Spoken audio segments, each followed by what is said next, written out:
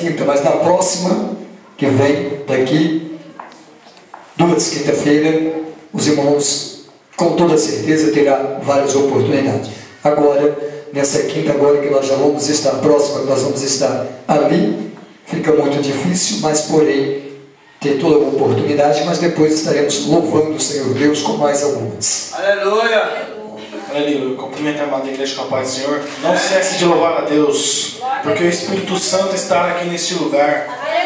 Ele tem algo para você nesta noite. Você veio buscar e Ele vai te dar, porque Deus é fiel. Aleluia, Jesus.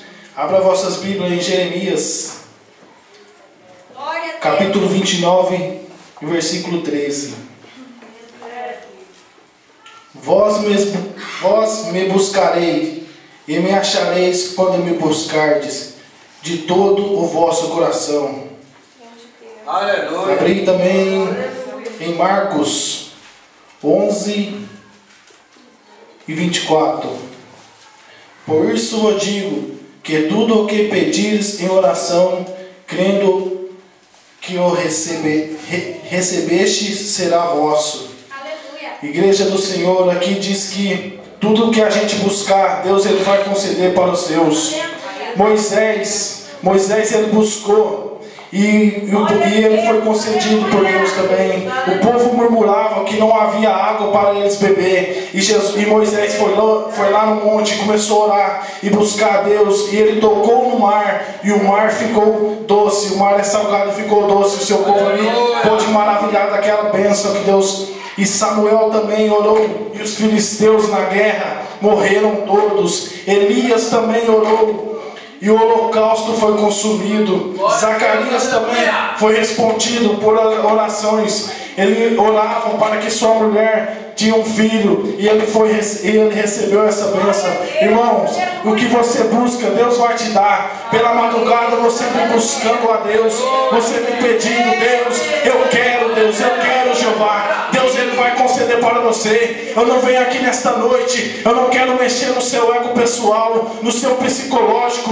Eu não quero que você venha aqui e seja comovido por emoções, mas sim que o Espírito Santo, Ele vai habitar na sua vida, e que você tem buscado, Ele vai conceder. Assim como foi com Moisés, assim como foi com vários profetas, assim como foi com seus discípulos, Ele é contigo. Vem, meu filho, Deus está dizendo: vem, meu filho. Todos terão que ver que Deus é na sua vida, que Deus é contigo. Ele está te capacitando nesta noite. Você está se achando fraco, mas Deus, Ele está revestindo as suas armaduras. Ele está colocando a armadura nova para você. O inimigo, ele vai ter que sair da frente, porque aí vem o ungido.